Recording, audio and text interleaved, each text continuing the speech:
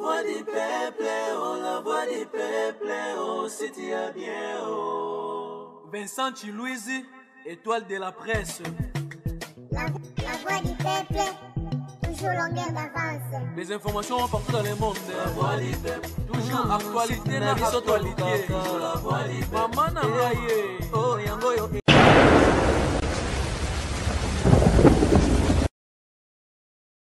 Le phénomène a pris de l'ampleur sur les réseaux sociaux et fait beaucoup de victimes.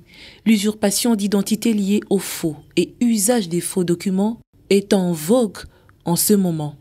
En tant que personnalité publique, Marie-Olive Lembe Kabila n'est pas du tout épargnée.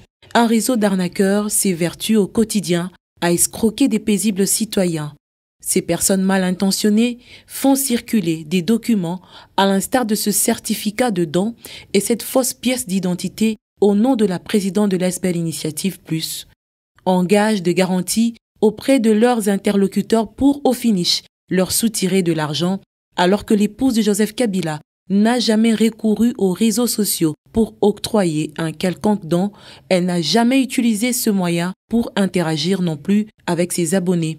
Ces deux comptes authentiques, Facebook et Twitter déjà certifiés, ne servent qu'à communiquer sur ses différentes activités.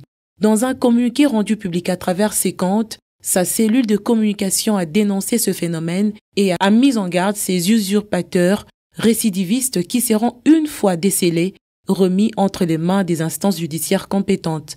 De ce fait, Marie-Olive Lembe Kabila, tout en compatissant avec les victimes, elle a appelé la population à doubler la vigilance et à ne pas tomber dans les pièges de ces arnaqueurs. Salut, bienvenue chers amis téléspectateurs dans votre émission Bauta Wapi.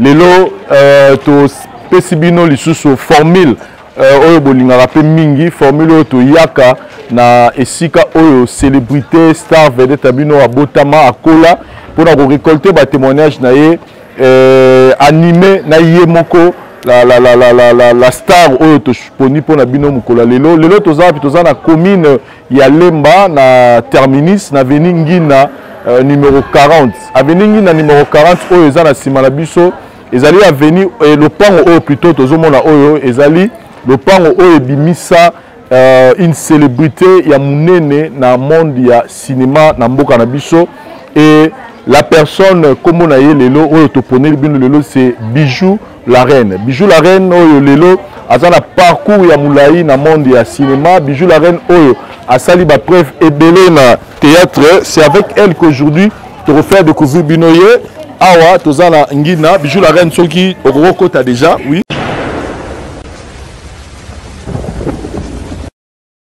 Voilà. Chers amis téléspectateurs, comme je vous ai annoncé, tozana Bijou la reine. Bonjour. Bonjour, président.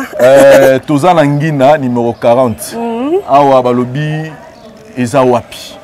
Je vais vous expliquer biso. Voilà, awa tozana Lemba Salongo. Donc, so koti bo donc okoya.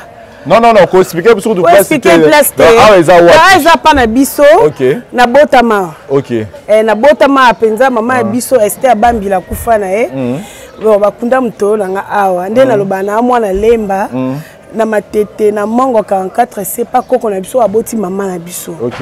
Donc awa siko pas koko na biso ya mobali o abota mama na biso. OK. Donc na kolande awa famille ya maman ngai. OK. David Diwate ça tokota na kati salon Bijou, tokota na kati po to solo la yo to yeba micro yango wana. Zana poser yango bien vraiment pour elongwa susute. OK, voilà. Toke na biso. Tokota na biso na lupango. Mamai. Voilà. Awa toza na résidence familiale ya Bijou la reine esika wapi oyo Bijou la reine abotami esika Bijou la reine akoli. Bijou la reine ndangaki siko meka pe ko expliquer biso question liboso to benga ko Bijou la reine. Biso to yebelo na komba Bijou la reine.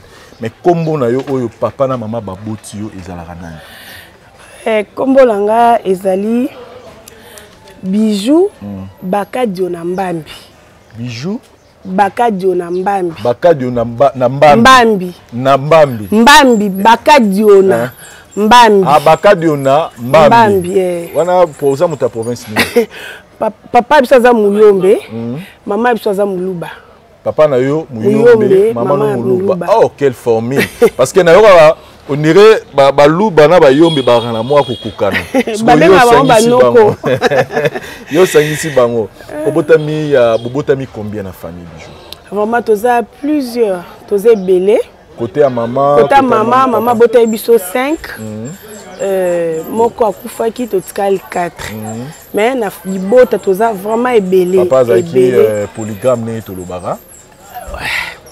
Bon, oui, tant que en tout cas, il m'a pas son la père moi à polygame. Papa biso pe bazana ba ba amike, maman biso ba amike donc on est allé na bango. OK. Na 5 wana lobi bo rotangela nga nani mwana liboso ti na 5e. Nga na liboma maman biso na mwana liboso. OK. Après ba ma passe balande nga na sima moko fait na Angola.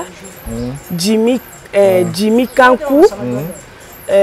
Gelo Mbui akufa na Angola. Après Fanny Odia au alandi bango après Leke Muzikana. Donc Leke Muzikana il est mwana suka. Aza musicien? Ah musicien abeta pa nono Fuji. OK. Azate. Et puis olobi ba mapasa mi balé moko akufa na Angola. Oh, questionnement me repose en paix. Moko aza na Kinshasa. Moko aza na Turquie, Jimmy Kanku na Turquie. OK. Et puis mususu ya moi Fanny Odia bala aza matete. OK. Aza mama bana 4 aza mobali na ye avanda na ye. Bijou la reine abotami na Lemba. Ah weza lupango yo sika oyo tozomona place oyo. Wapi ndako na bino place temps. Ndako na biso yango. Toto za ba mikeza munene.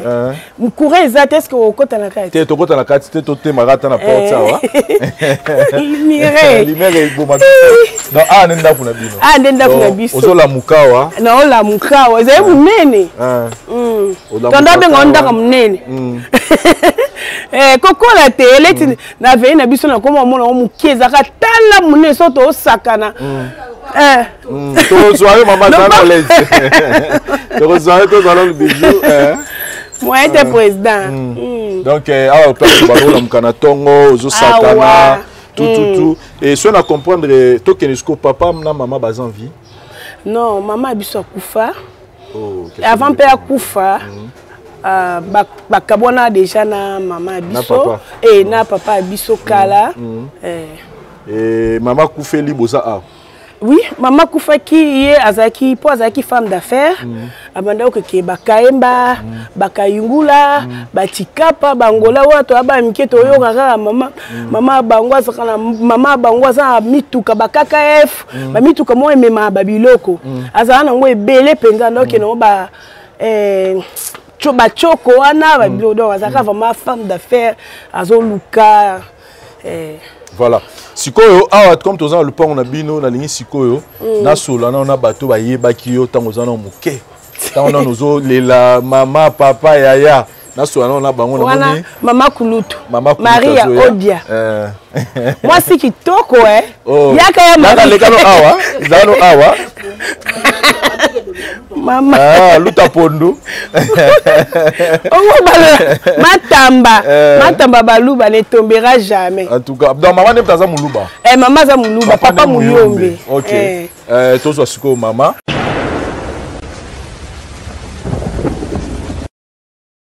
Voilà, chers amis téléspectateurs, nous annoncé bino que lelo toye et pour faire découvrir bino du solo ya Bijou la reine et si cap oyo célébrité na star na bino auta et awa tozana passé familial nenge Bijou la reine na tsukolo ba Bijou oyo tozana ye aza nani pa na yo mama Kulutu na biso Marie Odia mama Kenda Sam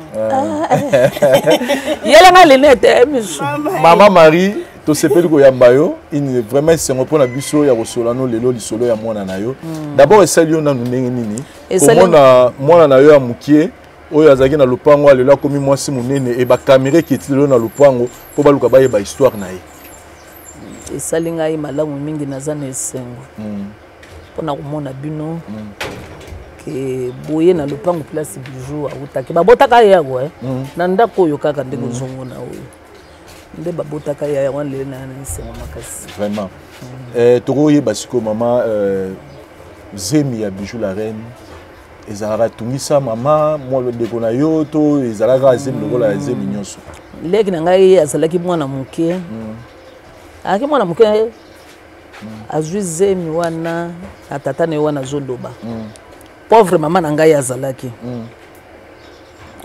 mwana moke na 14 ans bijou bavuta ye na 14 ans sikoyo alere azwi zemi wana tala kaka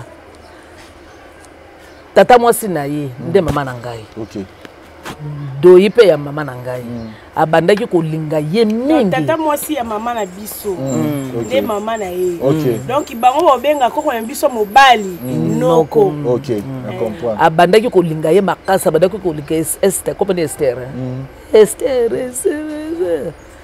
talaka mobulu ya bajeune fille ya yer wana azwi zemi mona otobona malamu takomela zemi ake kotika ye mobali nga saka pale tokende dudu na kisenju kula na matete ye pe mobali azalaki pe pana bango mobali pe azalaki pana bango pe kaka elenge tomemi ye toke kotika ye mama na biso moto ayebaka makambo wana mama na biso azalaki dure ake kotika ye kuna na kisenju avandi motema ebongaka te alambaka biloko awo akenda kolandaka ye lisusu atiki mwana nakuna place batie zemi mais soki alambi awo ake amemi lisusu na kisenzo ake kolanda ye mbala moko mwana mobali abandi kolokola alinga faire comment il s'est passé mama na ngai azaki elombaki funde mbala moko na parke ya matete mbala moko bakangi mobali na makala wo wana zemi eza nano ale azwi mwana na ye arécupéré na ndako awo ale mwana mobali yake makala tikali aboti ye mpe loko azalaki dira baboti ye akipe makambo nyonso to babotaka na mama ye sikoyo balobaka oyo azalaka mokolo aza na 85 aza ni mwana moke age na yo te bongo lero osaka anniversaire ona balobaka te age mwasi balobaka te na tv balobaka te ma aza ne mwana ba 70 likolo 70 ya sete me ya likolo abotama nini eske akomplikaka naissance abotamaka 9 mois mwana kitoko ozomona kaka ndenge aza wana kitoko ya kosakana te mbinga oyo azwi mama na ye papa mbinga oyo soki euti wapi nayebi te biliali na ye oyo mama na bino azalaki mokuse boza ne molai ndenge moko mbinga lokola yo te monene ya tai ya bien evanda ye lokola kanga boya papa aboti papa na yakomi mbinga alaki mokolo awa te azalaki bien mama neka lokola tai lokola biso boye mais monene na ye nde eleki biso tozaka monene mpenza boye lera baboti na mama ye mama supporte abimi mpe na libanda bijou abandi mpe kokola alors ya bijou ndenge mwana abandaka kokola azalaka ndenge nini azalaki na kimia mpenza abandi kokota klasi kokende ere moko kokima kokende ndenge tosutuki abandi anayekola couture mwa moke na Saint Augustin ake mpe koyekola mwa moke abandi kaka makambo ya batheatre na bango lokola je pai soki ya nani yango kombo na mangwao avant tokomona masolo ya théâtre bana nyonso bazalaka na kati ya lopango bana basakanaka bana me bakalite ya bijou ezalaka nini na nini bando sepela mingi na bijou te en tout cas mpona mosala mosala ya ndako bandaki kosalela bien kosokola basani ndenge bana basi bazalaka kosokola basani kopangusa ndako kolamba en tout cas kote wana mpenza coup de chapeau mpenza na félicité loko ni bando kogangele mingi ntango azalaka mwana moke koganga mingi mpona kotambola soki atamboli moke nga mpe nazaka sévère makasi azalaka moto alinga soki asisi mosala na ye abandi bitambola na ye batungisa bino te ndenge bana basi batungisaka soki abandi mwa puberté ekomi alalaki libanda kokata suki atikali kolala libanda te te natikali komona kolala bijou ya libanda te likambo yango nanu ya théâtre avant toyeba tobanda lisolo ya bijou ya théâtre estce na kati ya famille awa peut-être toyebaka te bozala mutu moko bandaki mpo kosala mosala ya théâtre avant te toza na mutu te mutu akenda sango mpe te eloko te kaka bijou mutu abanda masolo wapi donc bosutuka nde tosutuka tobandi komona mingi théâtre azo kokende akomi kosala publicité ya savon nini wana kutu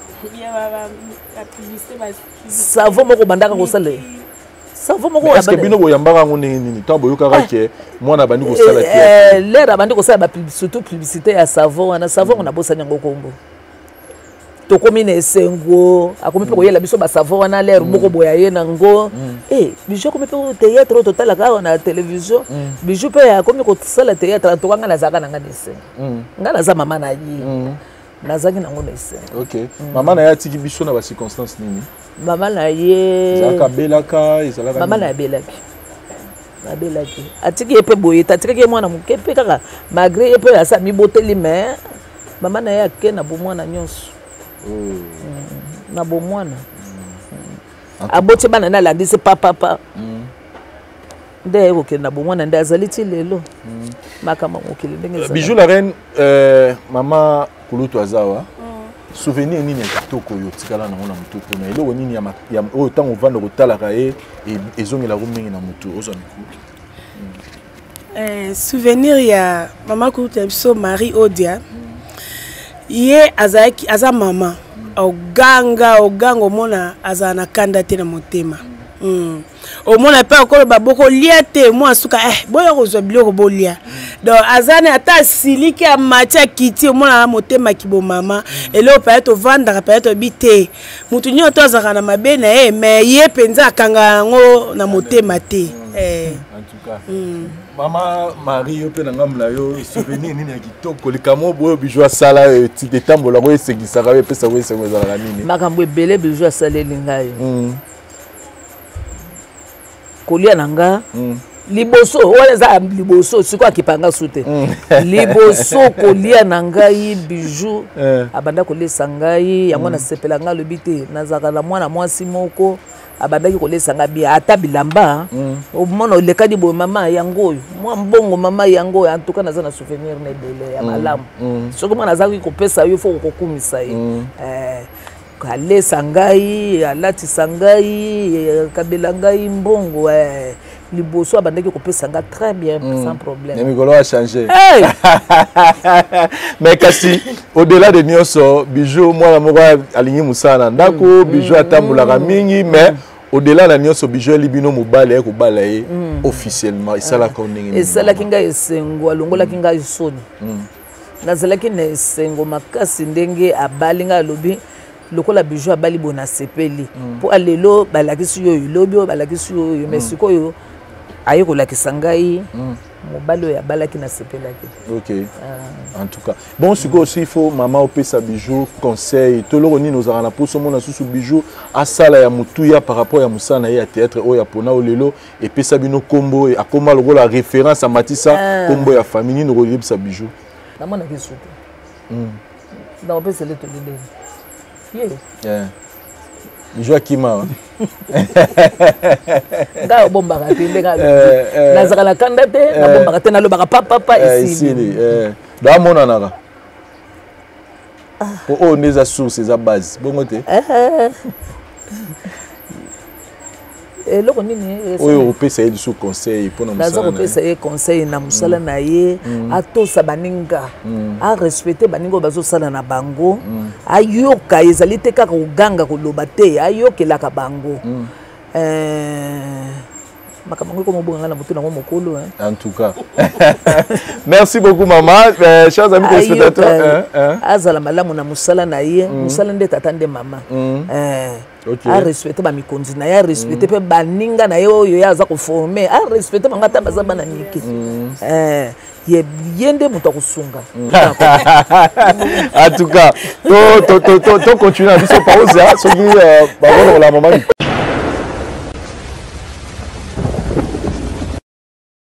te solo lina yo totelema biso onke totelema biso ka mpanzi kuna place ozali bijou ya na yo oya to poussa na biso awa oncle to poussa na awa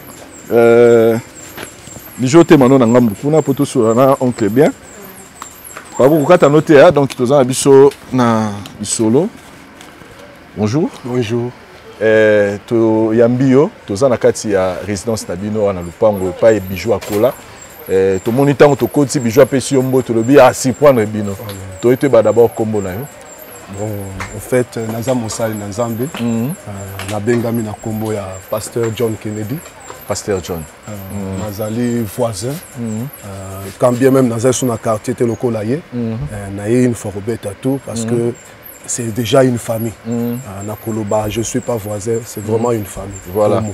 Et comment vous avez connu Bijou? Oui, ça date de longtemps que depuis que je lui ai connu. Je suis encore à l'école humanité. Je provenais de l'intérieur de la RDC, en provenance de là. Dès que je suis arrivé, on a fait connaissance avec elle. Voilà, oui, j'étais voisin. Voilà, Bijou, oui, si je me souviens... Oui, si je me souviens bien, elle avait une vingtaine d'âge. Une vingtaine d'âge, Bijou Nangambu. Et quel témoignage aux Alaki Nango Nakati a fini concernant Bijou? Bon, ce qui a zaki un mauvais témoignage, je ne devrais pas accepter à être interviewé. Mais j'ai eu à accepter parce que c'est vraiment une femme de bonne réputation, une femme de bon cœur. Et en elle, je fais aussi constant, c'est vraiment une femme courageuse. Au niveau Yakomi, c'est parce qu'elle a toujours été constante par rapport à ce qu'elle effectue. Surtout la vie d'être star, ce n'est pas donné à n'importe qui.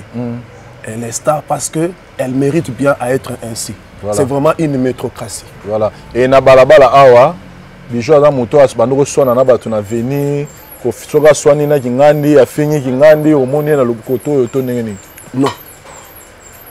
Je vous ai dit une femme de bonne réputation.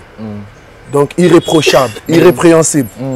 Et ça, là, on est nini tant on a la télévision, on va quelque part, on a la télévision, on va la comme on a. Bon, et ça c'est pelisanga makasi, c'est pelisanga makasi. Na niveau pe akomi, na leadership wana parce que leadership ils ont donné à n'importe qui. Et les autres, Moni a les leaders parmi les leaders, ça me fait vraiment du bien. Et conseil Nini au PSA étant que pasteur, grand frère Nakati a venu. Bon, conseil Nakopé, ça y est,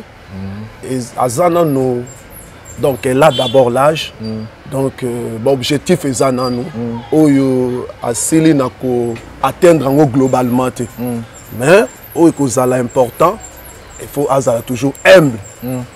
Et azana facilité wana ya koyoka mingi koloba mingi te koyoka mingi parce qu'en quelque sorte o esala ka défaut ya moto ezaka plus orgueil.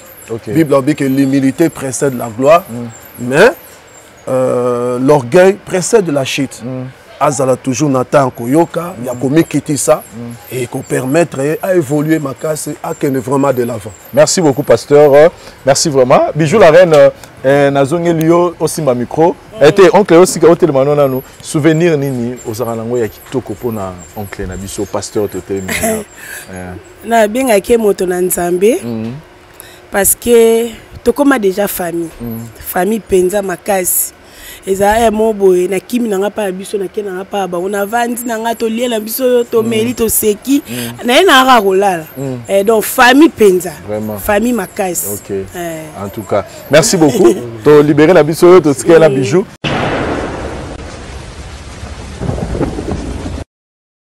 Bijou ko to beta masolo ya parcours na yo pendant que tozana biso na kati ya lupango awa ponde zo toka nango kuna Bijou ozokola na kati ya lupango ba fréquentation ba ledo kolaki kozana la culture et puis ba formation quand des arazara bisolo ya théâtre na tuni mama kuluta lobi ba yebi yango na famille te yo ni moto mimi yango o se retrouve na théâtre nini. Bon théâtre na banda olingango ya olingango pe bo aba mike mo boye bo ta groupe salon mo ba tozana ba mama so bazara ba mbinga pe bazai 4 misatu bakufa tikala kaye moko donc bazai pe ba maman mo ya logique quoi so théâtre bandi bon bébé so ba kiti bo mblo mo bo to tala ka théâtre na pe un jour na ndo ça ozana moto bando yebise pe ke un jour ngafona sa théâtre Tenando bananga na motema. Na bika na pefuna sa na sepela na ngoma kasa ndo sepela mama belé. OK. Façon de parler na ndinga bande ko jouer pe na pe moi mke.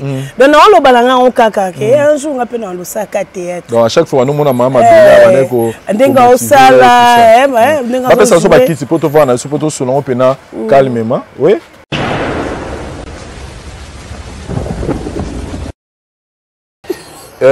Tozongi, fallait vraiment te fanda pour to solo la likabango bien parce que les likamba parcours na yo ekotikala na archive bijou la reine lobby à chaque fois nous mona maman mabelo ya coupe salongo abaza ko pesa au poser le salon ça ndenga ndo jou maman jouaka bien là on a nanda ba coûter ko jouer moi ni na on comprendre ndenga ndo ko loba ba façon na ye ando banga pefuka na sa théâtre ngapefuna sa théâtre jour susu na pesi noko langa ogisha kamba za à Paris azaki na amina emoko boya sala pe théâtre na groupe salongo moyo tanga kombo ezate bando ya pa na biso po mama boti mama biso za na mongo na azaka na matete na mongo abando ya wana tango yena ibisenga ifo mimanga bikune fo za diplômé mais moi na groupe salon wala za ba moi mukena ko za atana ba 17 ans 18 ans OK ponga moi na liboso na botra na 13 ans donc yo il a maman boti na 14 ans ngana ndoko lo munene wani na sauter na ngakutu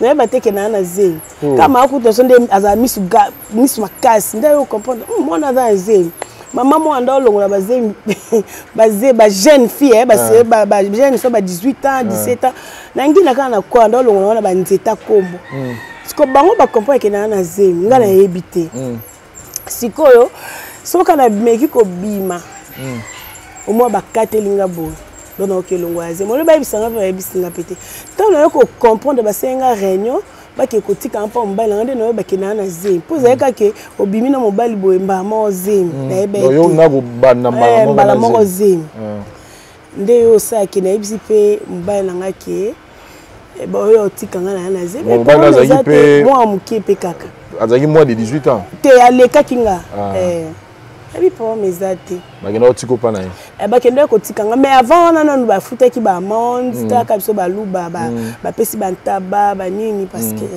depo kendaka pa na ye depo na kendaka boti na bota la nga pe nice ko boti après ko bota na bo continuer ki après oui to continuer ki parce que futaki ba nini ba pesa bikila do bala kinga parce que nazaki elenge quoi na yeba écoute nde balongola balzemi ndeti ba lelo ba komi ya kia balongo na yeba OK so na yeba ka na famille balinga ba yeba te donc on longola na ngala longola nga kasi bo mwana te ndezala kaka et puis après wana boyo continue bota bana muso yo continue yo bota mwana nga mibale Dorcas Akilimali yo sake mobile nanga azaki bon mobile te quoi papa bana nga te wana zaki na mobali na bon papa bana po batu ba comprendre azaki na ye ba chauffeur ba taxi ba Renault L4 akete amusa zongi super ndai ne ko débrouiller kaka et yo sake famille na ye famille Sikatenda tant général Sikatenda ye ko ya nde ayebisi pasteur Sikatenda ye adishaki wakufa abina na besoin chauffeur de boire moi na bino aza chauffeur mongali ya Kilimali Charles na PC bambote skazali nde bayaka kozwaye donc nga nazwa na simba dollar pa papa bana nga na yeba kutu te dombo mwana na mamte tant ko afdele ya memra général Sikatenda po wala ba 97 98 bon no yeba sute tant ba afdele kotaki Kabila le père ba général Sikatenda bayaki et puis ayo kozwanga poto ndavana nanga bapa na bango ayo zwanga bapesi biso ndaku na Ezbai na lopango ya Tabo Mamba nde général Sikatenda ndo vanda wana nde to vanda wana kana même avenue Ezbai wana ba yo pesa biso lopango to kangama na JB na Ezbai wana nde to yo sala siko mbananga pardon bo excusenga papa bana azaki asala pe vite azope mbongo te na vie ezeka ba mbongo mo voka to lia to tanda ayo siko ba mbongo esalié trouble donc sikoyo ba mo ezaka na banda ezaka maizaf boy ndo ka ba uti maizaf o vanda ka boy omona ba basi ba ebele na bakado boy ba te mbanda no nani siko na ka passe na ka passe je me suis ko biso mo boy akufana ye wasko to longo na esbai to yoko koma na Wileri na Wileri te na Gombe place on ezaka wenze mo boye wenze mo pe komi Nikolo na Wileri kana kwana ba pesa biso ndako wana anda oleka wana général pasteur sikatenda za na immeuble moko ezalaka ka ba quelque part wana na boulevard nde yo mona ngana konda mais na liara bien donc souci mobali tout ça mobali bimara etongo mo aye ba kei donc nebe ko gérer makambo libala te parce que nazali nanga pe moi mukie nte ba ye aye awa yo loba to na moni bijou kuna konzi boy na bo nde ba ka kozwa ngati ko ya ba yo zwa ngape wana na epe libela ko ya pe libela pe ko libala pe ko kufa nyonso yango wana oyaka na bana na yo parce que moi na tikalaki bana batikala bayimi bale divin akilima na minute ana Paris na pesi mbote mwana liboso na Paris te Dubai akende liboso tout onda ke Paris na Paris ça neka un mois ozonga Dorcas nde akilima litozana famille akilima mobimba famille akim mais papa na bango za na mviti lelo azape na vie na ye bon lelo bala na yo et siko après wana tango ozongi na ndako nazongi awa nde na ye na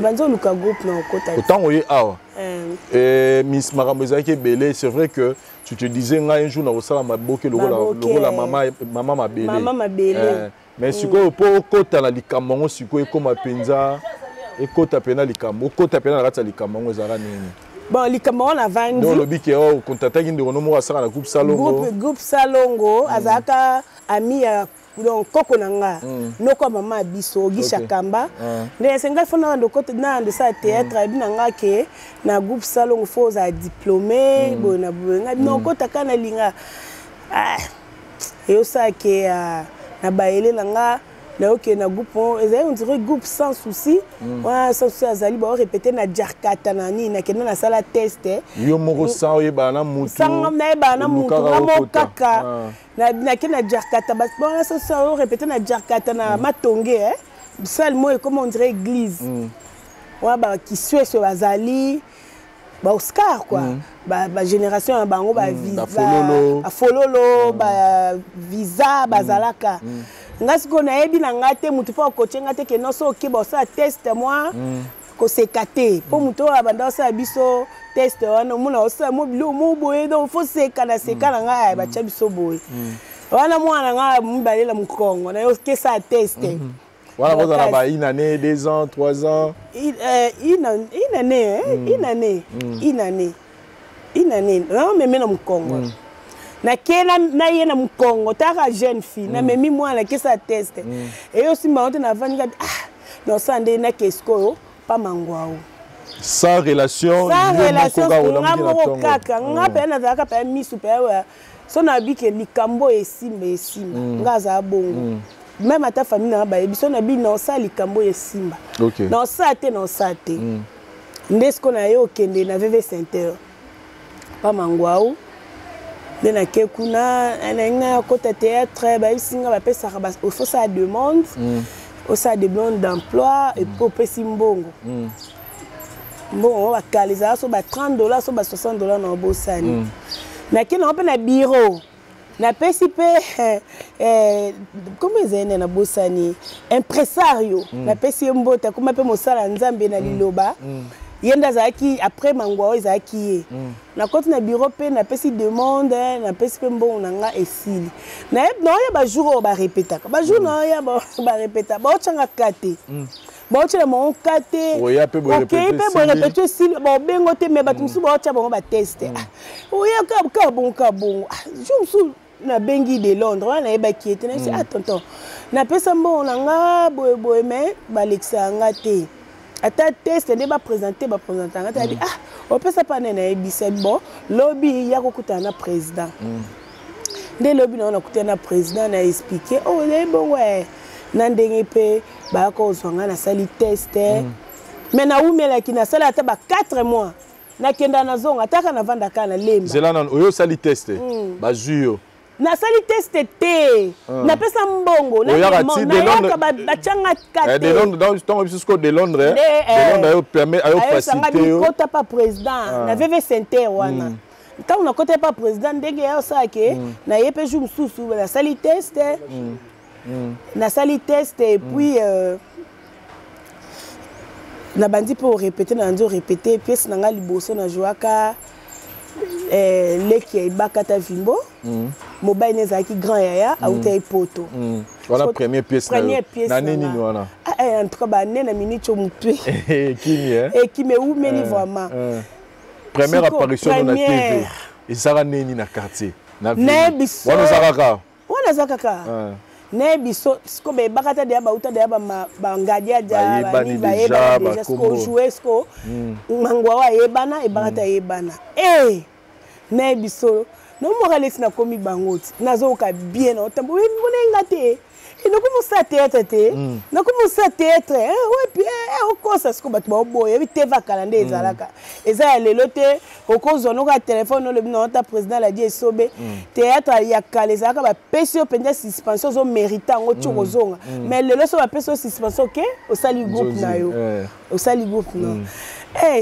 como ça ngape bien na como ya pe bien penza elenge bandi pe ba pesa ngape ba rola bien et puis na zaki pe na ba fan bien ba fan belé penze belé bando tindela ba carton ba téléphone ba bilamba voilà non na kina na poto na kini pe na zo ba marché siko ya poto okota poto ndenge nini okoti poto kana na nzela mangwau to okoti poto na nzela ya nzonzingi bando me mangala nzonzingi nana me mbali boso kende mangwau me mona ando me mangala nzonzingi me no e bate nzonzingi okay nga susi na ngeza yaki na yeba musala ba o mema bino mbongo président ye mundande kolia ya libo wana ezaka bano mema bino monika bo secrétaire boke kaka bino nyoso boke bo tourner et si li pe ba transport et si non pe moi succès et puis to ça pas Roger Lesi na pese ba mbote belé na yo sala to sala pe ba nzonzi do yo kende ka ba o mema bino kaka ba memi bino esprit pendele tilere ba na biso groupe bazana OK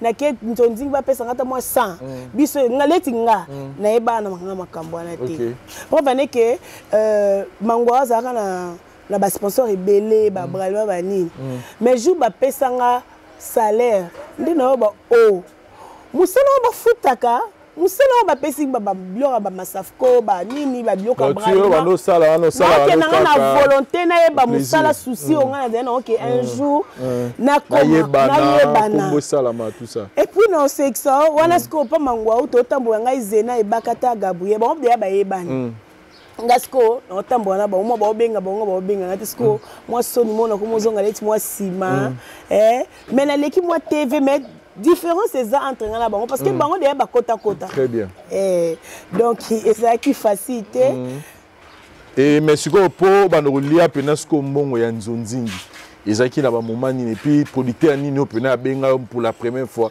yo toucher mbongo au tourner film nzonzingi mais na pesi papa Damien du Moneke Nembo Tebele OK papa Damien OK yé penza a pesa biso somo ba production na ye bando za ka kitoko au chayo à l'aise tout pour jouer bien so on met la bière on met la combien de bouteilles au liani au moins pe OK tournage on dit fête koto ndunga madesu ya pondu mutna mutu ba seru na peut-être on doit ça la qui star na biso au moins pe na liet pondu te nga liaka boité ta mususu alimentation papa Damien bande ko supporter biso parce que yeba qui valeur artiste ayebi pe pa biso apo na soko jouer principal au mona au cha voiture na nje ayo ozwayo ayo kotika yo place na yo kaka lengi ya msala oyo to jouer ka kutu nzembo ya JB ezaki nzembo ya JB moko blandine Danine wana wera te non nzembo omba o andola ta robe bon alati moi nini to sala ngo 48 heures OK Vous avez que je vois que dans ma campagne, président sans souci maréchal na PCMBO te bena président la dit esobo. Oh ezali ki soka ba cheka action. Ceux qui président sans souci bandi karabo esoba ndako kokokaya président sans souci te. Ngape nazali ki wana nazali parmi ba fio ba ba chel. Donc to sala mambo ebele. Nanda olia mbongo. Siko kala biso ntonzi ngeza ki par tableau. Tant que par tableau au tourné tableau moko ils ont $50. Dès na la tibo so na longoli $100. On a damé en dos salango. Voilà. Et après tu as comme un sous pas major. Pas major zolo zolo pesa ki kitoko. Au moins peu ba caprice pe ba bisala sala ya ki star. Faut ba ya ozoyo et mon crédit na ngezate ba otindo le crédit kale za $10. Et ba tindo le crédit à $10. On major zolo zolo. Et mon peu la compliqué bango mais faut kangai. Donc on a compliqué bango 2 jours 3 jours faut ka bazwangai. Faut kangai ba eba te ke non des scénario tout est possible. On est raté. Ba bika ke lo kwa yazo jouer principal tia aussi ça. Très bien. Donc na ko lia mbonga major zolo zolo bien penza. Très bien. Bijou la reine yo mo personnellement théâtre memela onini na vie. Théâtre memela nga bonheur. Kokuta na yo papa Vincent, kokuta na maman Olive, maman ni mama, ba relation efungwa ma ebele. Tozo ngana mukie, tant on lobi kokuta na maman Olive. J'ai fait un constat, c'est-à-dire que comédien nyonso na ezo yamba na émission na nga ba utapi, azoko ka lekate sans que abeta cité na kombo ya maman Olive Lembe Kabila. Témoignage nini yoza na maman Olive Lemba sali nini na vie ya Bijou la reine. En tout cas, maman Olive merci. Non, c'est merci. Merci ebele. Parce que Vincent avant mariage maman Sunga Kinga, après mariage tokutana na bitumba tellement ebele. On va pas ba démo bazela ki biso. Mba na musale sili. Ba bengani biso na ndaku. Après mariage tout le monde après mariage. Parce que non avant ba meka ki ba koka biso te. Tokutana ba accident en fait ça jeudi, mardi déjà ceux qui décèdent cette morceau utara wapi donc ninga ko loko tanga meto za na nzambe. Et on appelle ça ka papa nanga apôtre Joël Kamba wana noko nanga apôtre Joël Kamba motema mama Doli Kamba wana pe na famille nanga na basala nzambe belé ba noko nanga ba basala nzambe papa nanga molimo Gilles Bumba Makengo na église du Dieu créateur de Descaten dans la commune yanga ba wana soki yete menga kufa. Ce qui était pour nous couper na bampese bambasu makambo ebele belé mais na koloba na yeka maite bougie te mungwa te abondeli kaza na konzima na biki tindo moni lelo malgré babitumba tokutana nango na après mariage est-ce que vous imaginez ngai Bijou la reine la lala libanda ose la paye 0 heure quand on après kobala après kobala ose la paye 0 heure kokabotanda musi 5 heures bolamuki.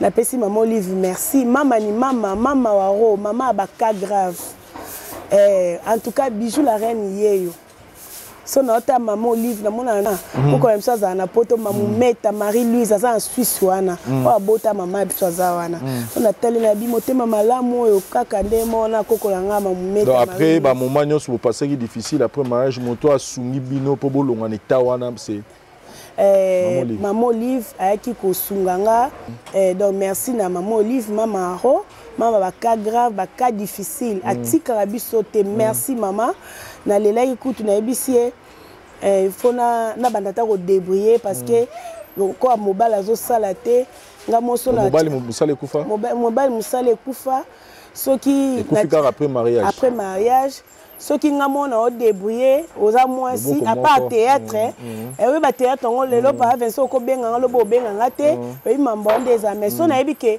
na za ata na mwa mbongo na moko boye na oteka soit na débrouiller loko mo boye et ko faciliter ngala fuite la bana Minerval mwanda ku ezala bien en tout cas donc de baloba ba ko pesa yo mbisi so balaki soko loba e ozala bien na ndo tungisa te na yebi ke fona gérer merci pe na noko na nga Beda Chou o pe asungi biso abite Beda Chou ka moko to Beda Chou no na biso apôtre Joël Kamba na tumbo la Beda Chou fabi na biso ye pe na bi jamais biso to aboete okozamba difficulté makasi te nde akopesa biso mpe makambo merci na ye na otika te merci vraiment na mama leki na ngai Irène Motema ya Tony Lopez donc tokoyana ba dédicace te nazo ba reconnaissance ngo lobi na ngai ke yango nazoloba bato basungi vraiment en tout cas Bijou la reine to suki na wana to kangi na wana muke mesiko na lingi omemanga pa ya ndoko no mususu namona ki wazotonga na kati kuna soka oya Mireille Zoé Yaka.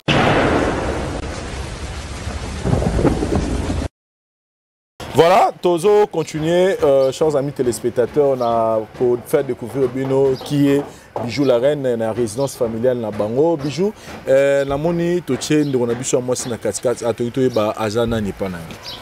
Aza grande sœur na ngai Mireille Tchala. Yaya baleki. Yaya baleki belé. Yaya te. Tant on yaya baleki. OK, merci beaucoup. Yaya baleki to yepana yo pona kozwa moi lisolo ya Bijou. L'autre il fait découvrir ba tout Bijou tout le monde dans la TV, Bijou biso total aka na ba théâtre et sika ya uta. Peut-être son lisolo Bijou la reine bomoi na kokola na ye tout ce qu'elle est ni rolo ba pona Bijou pona faire découvrir biso to yebaraté. Ngande ya Bijou ngande ya na bango nyo surtout ya famille. L'aîné de la famille. Ngande ya. Chef ten ya famille. Ya mkolonga. Bijou wana botani awa. Biso mbale to botani awa. Akoli pe awa. Akoli awa. Bomoi na Bijou zalaka nini? Bijou ndinga zana biso awa balasa biso taka musala ndeza la bana nde bazalaka bana nyso po bana lelo baninga misala te babi misala te biso ndeza awa balasa biso misala ntongo soko la mwasa la mukina ntongo bani na chambre abimi na salon abongisi ndaku soko basani biso ndozaka à 6h 7h ndaku déjà basani déjà prêt propre kolamba biso atono matala nzunga munene ya fufu loko apa ondako yamba bato ebele yamba bato ebele ndako vraiment yamba bato ebele tono bafu ebele biloko ebele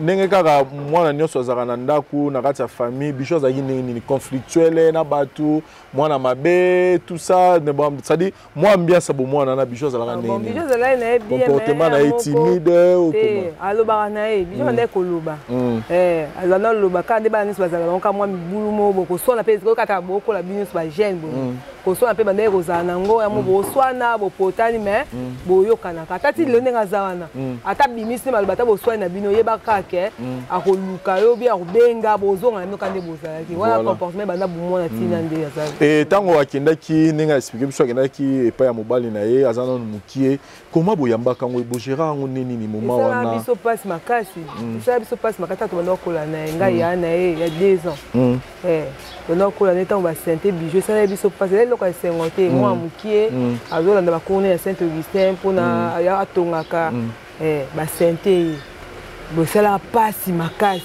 bon siko tosala nima esekoma mpe tolongola ezemi eza te tondima mpe bakenda kotika mpe bamobali na ye mais tobande kaka kokende de temps en temps po azali nde mpe mwa moki voilà e ndenge mpe kendaki kitoko makasi te aye kozongela bino awa azongaki toyambaki ye kaka lisolo yango ya mama na bango témoignage nini yo kokobakisa ya mama oyo aboti ye azala nani mpona Bijou na mama oyo aboti ye mwasi kitoko mwana mokie abota Bijou na 13 ans 14 ans mwana mokie oyo ezali série ke osente mwana mokie makala nde papa bakangaka ya makala mwasi kitoko mais papa yako abima na nsima quand même akimaka kenda nzela bayombe kuna azonga susu ate poko mwa biso azalaka somo donc nde papa kima wana misaka ye na makala na ndenge ya mafia po mpenza babai mpenza ifo ye mpenza azalaka wana ti kokoma mobangi nde bandeko ne bayaka otya mayele babimisi ye akenda nde na bayombe kuna ti lelo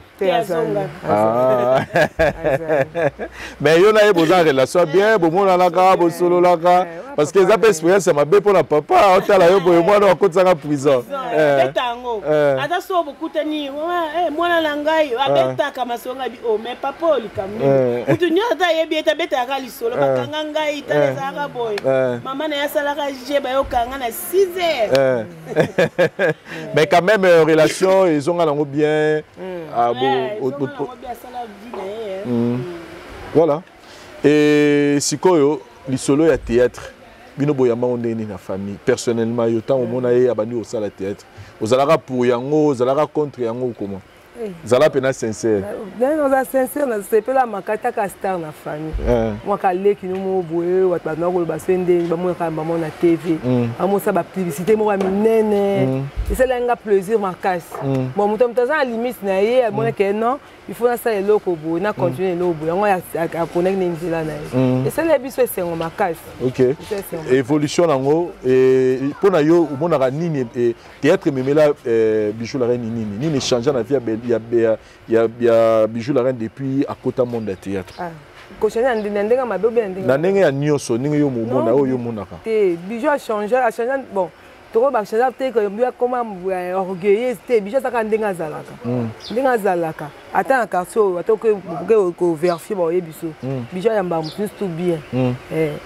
Bon, tu sais pas quand on est comme on bata minene quand ça appelle combo comment ça ta babine ta beau Bijou la reine et c'est la plaisir puis c'est la en tout cas on peut ça Bijou la reine micro Bijou aux micro Bijou tango talaka ya na yo boye souvenir nini ya kitoko tikala na ngona mutu na opona ye moi le mo le kana bo mwana tous les bozokola o etikala na mutu makasi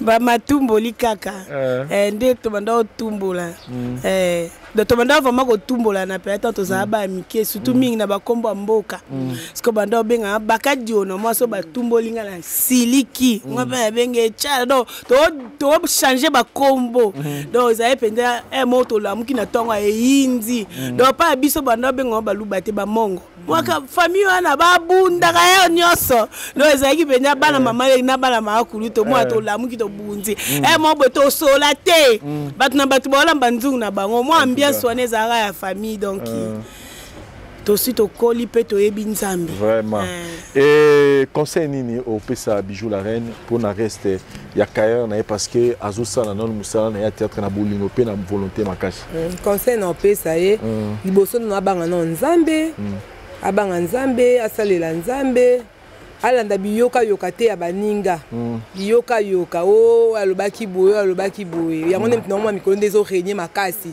o afinga ki boye alanda wana te donc ye azan akene ndenge nzambe azoko orienter bon et Bijou zo micro mbala moko moni na moni ya soulever le mot très important lobiawa kozala mutu ya ba biloba lobate o te ba finga ki basala ki boye mais pour nous ana epé session mikolo yo na monde na bino ya cinéma kombo ya Bijou ezotanga na bandeko na mingi na ndenge ya mabe oye balubi Bijou ye na esprit ya kokabola ba comédienne Bijou a commis na porte-parole ya belle vie alors que bino etant que bandeko football kabocha kimia na moi makambo tozoka koto yo bata sila balobi boye koto bata belle vie balobi boye et balobi bino particulièrement yo ozo jouer rôle ya malamu te na moi climat ya mabe ozo leka mikolo entre na ngambo ya bevi na ngambo ya sila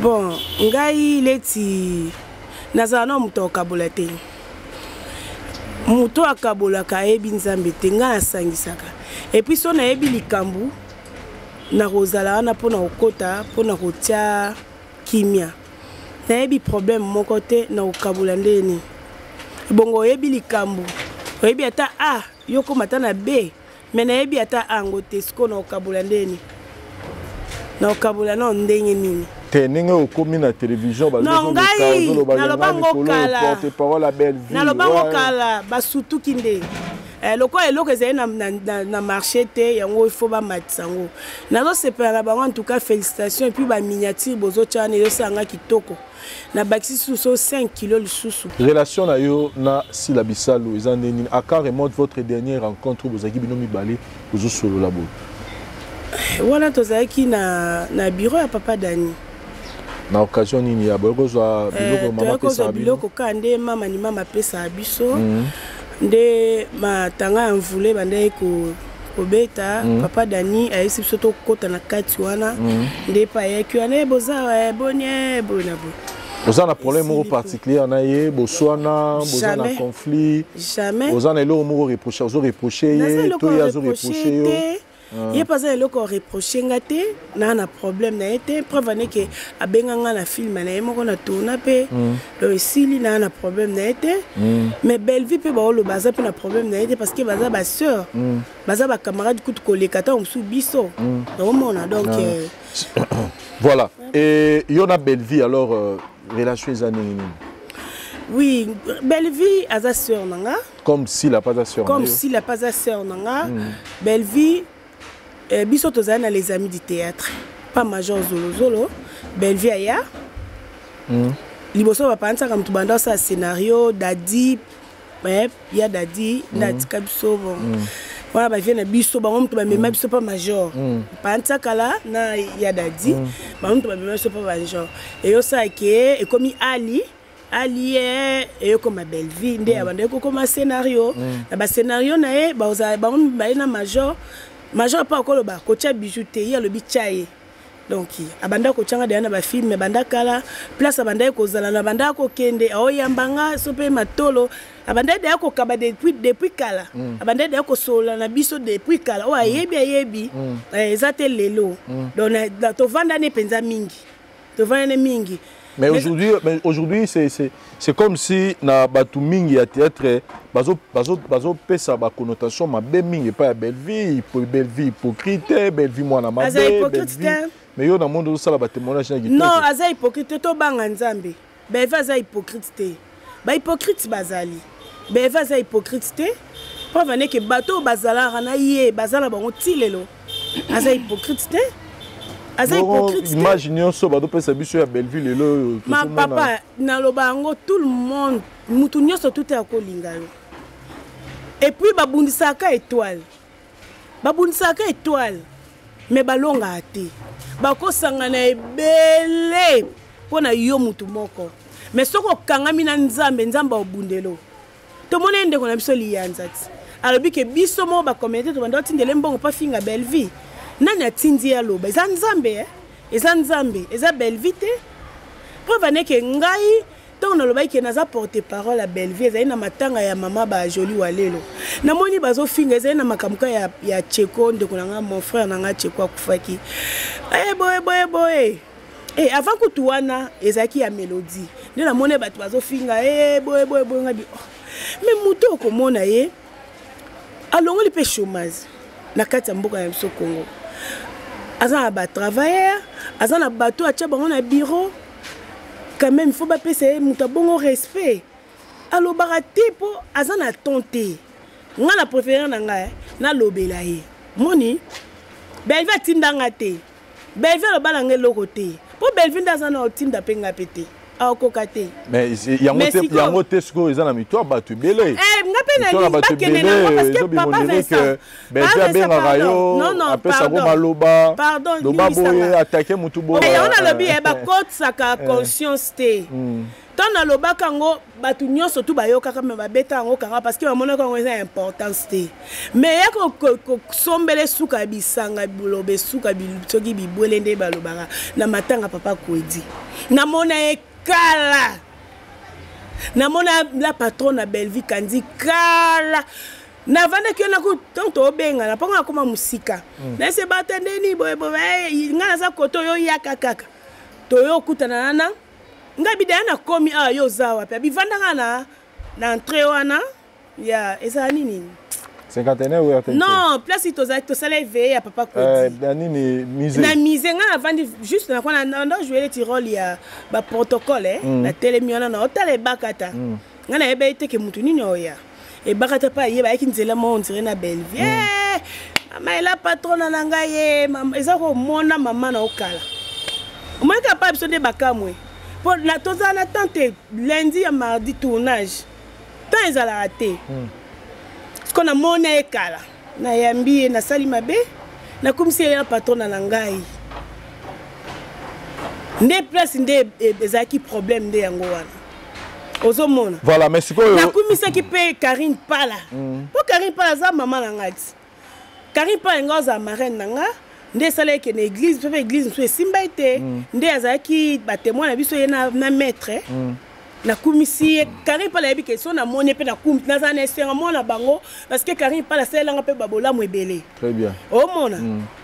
Nzambe na vie soki mutakabela ata sans fofo za reconnaissant. Voilà. Na za reconnaissante envers bango yango so na moni bango na sepelara. Et rien à voir na ba polémique parce que côté on a côté exemple là yango yoyé pour la seconde ta camp. So na la na problème par exemple na Bakata. Est-ce que mutu faut côté langa no sepela pete no linga ngote pour ngana ebi que un jour to ata to soani to bonsa. Et par là na tuna yo pe question ndenge lero ya ki théâtre moi sinini oyo a jouer rappeler lelo a yamba yo penza na bolingo azala na yo abasadiro a yambi. Et Bakata pour navanda pe na ndaku na ye. Oui, navanda na ndaku na ye et puis et Bakata afungola nga pe ba makambo ebele. OK. So na kenda ba Angola kokuta na ba Sébastien Kungwati c'est 8 millionnaire a kwanza pe ya dollar. Eza grâce à moi si on est Bakata. Asa mutu akikoloba mais au vendre bité so nga pe na mata vient za pona ye. Eza quoi apôtre la biso. Apôtre Joël Kamba Beda Choa famille na biso.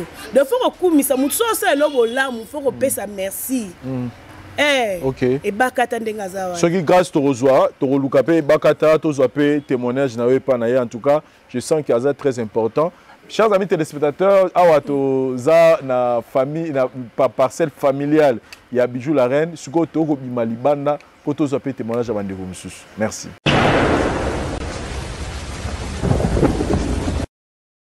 Voilà, chers amis téléspectateurs, nous continuons avec notre émission Baouta, puis avec notre invité spécial Bijou la reine. Bijou la reine, nous toza ko beta parcours na ye et là toza juste lupango et kangamina et place au ya botami, place au ya koli et nous avons notre papa ici, yene to mega ko solana ye. Bijou la reine, que seul besoin na tout na ba na yo. Pourquoi ka ko poni a beta li solo na yo?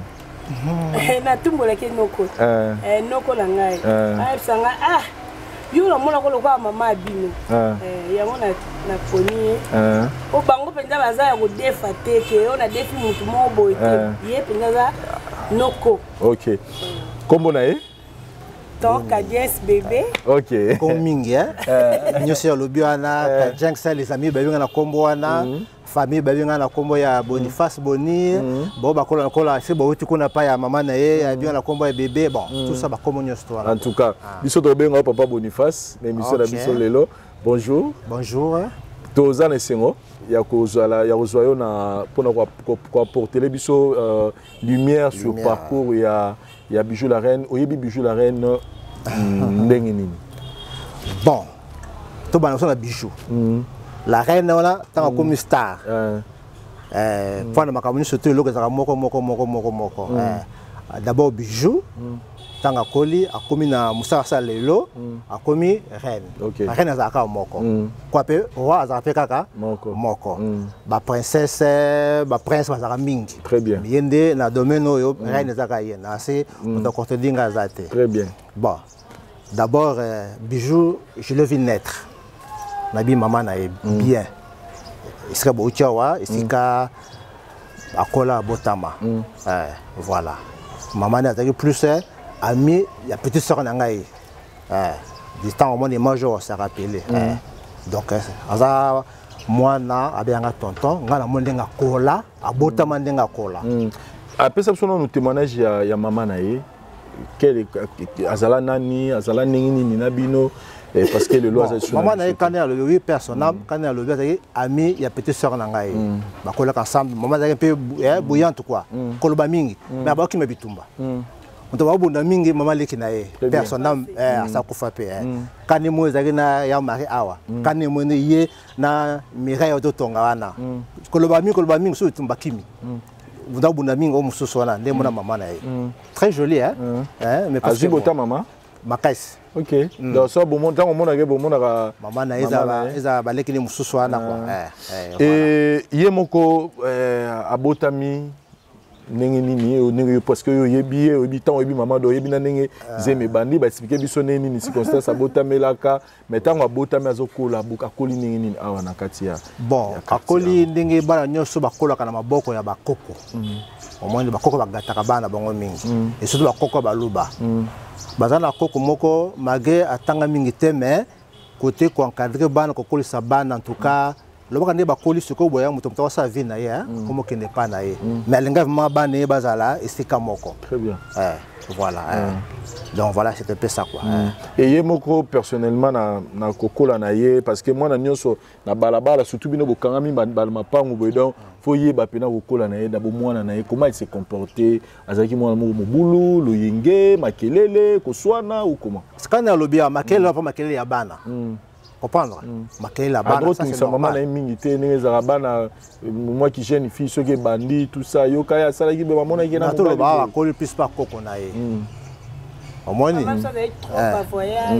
kolimi pas koko na ye comprendre quand il ba koko bagataka bana na bango bon makelele na ye na bateau bakoli na ye na quartier omoni amoni ba ya ba fi moi mingi ngati na ba l'équipe moi mingi awa muta balenga te muta dominer bona bomona ki jara ba na lobeni tumba to bona bon mais dans l'ensemble ça qui gentil comme la maman na ye et na kokola na ye témoignage ni no kopesa biso ya bijou bon akoli na koloba nini à social d'abord ya te nzo flatter te pour la monio boité d'abord soka monio faganga benga yo tonton c'est pas donner n'importe qui comprendre ni ba le kapewa ba benga na kombo na pété mais respect ça nango donc akoli ma bien abattu bon la éviter à pour le ma bien n'est pas allé hein à ma bien n'est pas parce que ça monte mais en tout cas akoli bien abattu. Et depuis a comment ça le théâtre a changé a comment la vie qui star moi fier moi to le bien ça monte comme star comme reine mon siko hein mais tant que on awa nga personne mo la nga qui star wala qui reine wana ti mais na bien que la reine parce que za reine il faut na comme ça musa ya zo ko sala. Très bien. Balano liboso mona na télévision ça na circonstance ni comment ça théâtre na ka moi ah non moi kino très jeune mais quand tu fais là-bas bon tellement que avant ça pas mutu moko déjà star nani mangbaou hein c'est mangbaou non oui avec mangbaou et puis azaki na mwana mwasi oyo na mwepe lopi na teva nani ebakata imda zo lokola mama na ye omoni voilà bon somda lingi musala na ye osani fotika ça et voilà ne a commis lelo bo et lo ni no go yebisa lelo par rapport ya nyoso moni ya ça lelo bon na ko yebisa kaka a persévérer na musala na ye pa yango na mutu zo sala ye yango zo vandisa ye ba persévérer na musala na ye atosa ba o bazali boso na ye na o bazo ya sima na ye. Voilà quoi. Au Italie, famille, parents, azalaka bien à bango, vie sociale zala n'enga toujours quoi. Voilà. Bijou la reine, on peut ça bijou la reine micro papa, on l'a monté pas na boye. Déjà voilà pince voilà. OK, bijou n'a profité directement net aux ana oncle Awa. Combo ya la reine, où thérapie. Combo la reine mutapé sanga eza président Mangwaou. Grand Yaya, maître Pai, Oazaka, président Langa. Personnel aussi. Apesanga Mangwaou et apesanga Kombo ya la reine. Ils ont dans circonstances nini, ils ont nini, le nini c'est pas ça ka pour le barara bijou banal le beta son sur le journal on nini zalaka. Nazo kola, nazaka moi bassin vraiment na tambola na malembe na loba pe malembe. So avant de yo tabaninga ba loba yo lobati. Vono eza ndeni.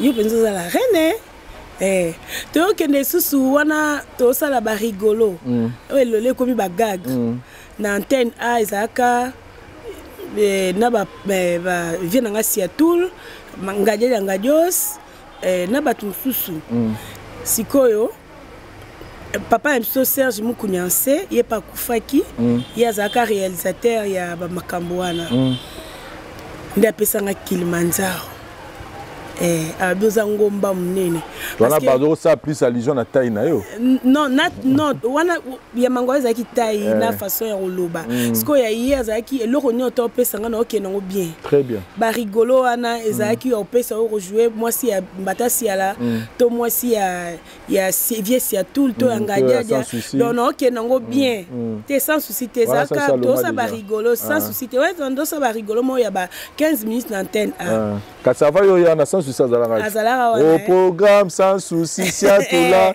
mère bi pendo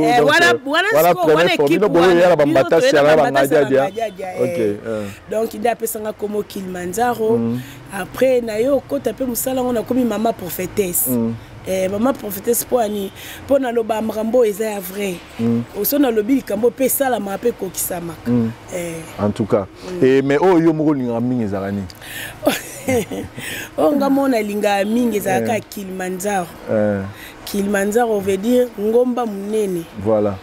Pour okoma na ngomba ya Kilimanjaro faut na souffle na énergie. En tout cas. So roza énergie to kokate. En tout cas. Na likolo penza. Témoignage ni européen ya ni kamo ya sala etikala yo ne bozaro kola to nikolo do lo mo e la rona mutu pona yezani. Aza oncle nanga do ye aza grand frère ya maman nanga. OK.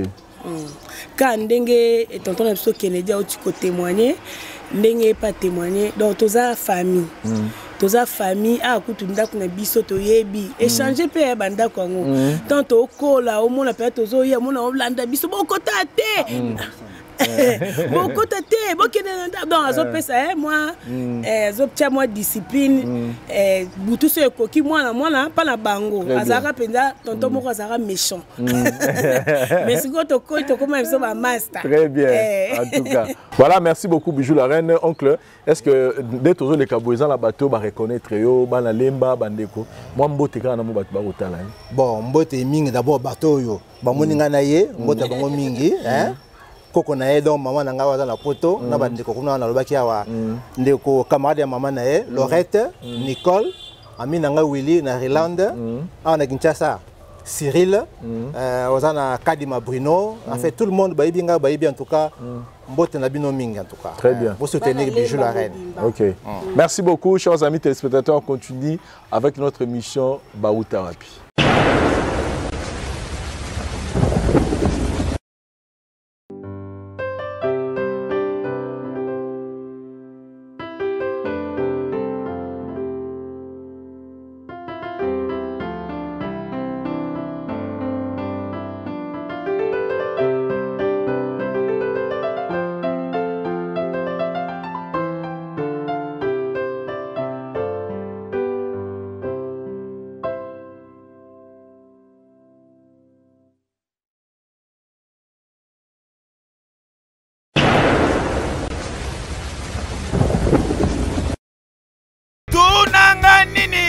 Kokoma papa lopango na République démocratique du Congo ekomi jemukie ekomi nango pamba ekomi facile grâce à Objectif Habitat oyo apesi ba Congolais opportunité occasion basomba lupangu na prix ya dara s'il vous plaît. Terrain ya 20 mètres sur 20 ezali côté kama na $2500 américains au pesi cash okoki kosomba pe na ndenga nyongo kasi na $3500 américains au pesi caution ya $1500 américains oyo kotikala au futi pendant 5 mois s'il vous plaît.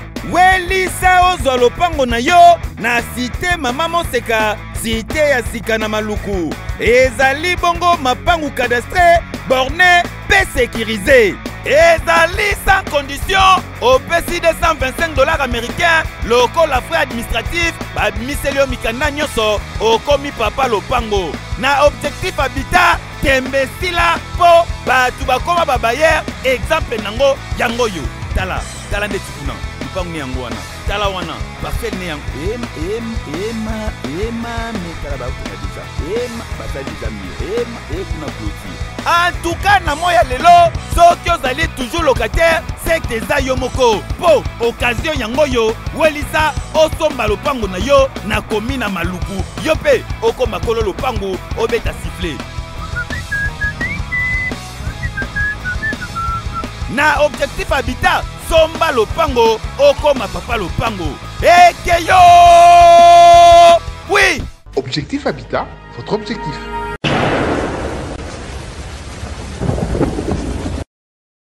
Voilà, chers amis, nous continuons avec notre émission Baouta Wapi, Toponaki, Namukolalelo, Bijou la reine. Et là, Bissonio Sototu Rolanda, avant, Bijou la reine a apporté témoignage, vraiment, il y a makasi pour Ndegonaï Bakata. Il y a poussé Bisso, Toya Rolamoussa, artiste, Bisso star, Bisso, vraiment, Rolala, les balaye, moi, makasi. En tout cas, il faut dire un mot par rapport à star, Bisso, Alelo, Bijou la reine. Bonjour. Et Bakata Vimbo. Bino vraiment Tanzanie fatigué. Vraiment. Oui, ça va, nzamba batela. Tout monde peut chaîne OK bien. Na mais idéologie non ezaki kitoko oyo to sala ya ba obando ke no luka ba ndeko na yo tout. Ba télé réalité ba to bele ba to sepela nango. Oui, na kata ki yango te qui prévu pe to ça pe ba théâtre to tourner pe Vincent parce que to appelle na bana groupe. Très bien. Bana na groupe bazo qui n'est pas monté pour notre travail. Donc c'est que mon peu bazo benga bango ça va mais bana pe bana pour ça ba mona na TV. Vraiment. Yango moni ça qui to sangisa télé réalité na ni na théâtre.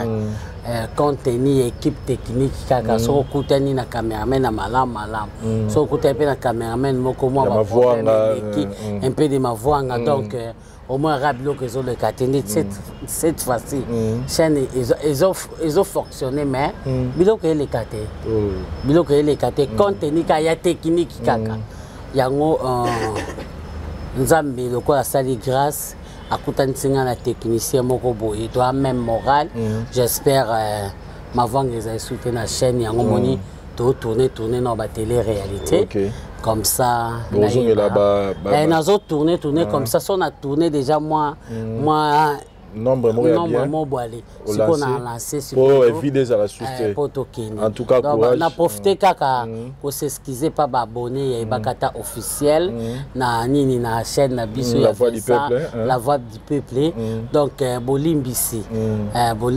belé bo s'abonner sur ce belé ils ont un problème de na uti koloba équipe technique menzambe atineninga mutu moko toza na même moral bientôt là boza sur des cités bon mon na télé réalité na bino bon mon na pe ba film na bino toujours très bien vraiment merci très bien le loto ye lisolo ya bauta wapi ya ndikona biso bijou la reine ngana tu na question liboso boza na kati ya groupe bino déjà bambiaka bozo travailler boyebani batu ba ya osa ba recré ba test ebele bazo rapper batu ebele on n'a pas koti mais pocha bijou la reine ka ezalaka ndengeni problème ezalaki on attend tozalaki na nouvelle oyenge bayaya bazalaki bana odirige biso ngai nazalaki neti fan chéri ya Mangwaou père son homme paix à son âme comprendre nga âge les a menacé dans l'air un peu comme menacé en tout cas conséquence à moi bien sikoyo nazalaki mwana mwasi oyo papa alingaki nga mingi nazalaki neti mwana ya liboso mwana ya liboso tango esaki ke bakabona ndenge obiso tozalaki na bango bato bayaki vraiment Gabriel baye Bijou baye Gabriel baye Bazena baye Bijou baye donc balandana kaka ezalaki ondire eloko moko ya ba ena te ezalaki ke balandana kaka na ba 96 bamsu bakoti na débit bamsu bakoti na bakatikati bamsu bakoti faire 96 débit 97 voilà et pour comme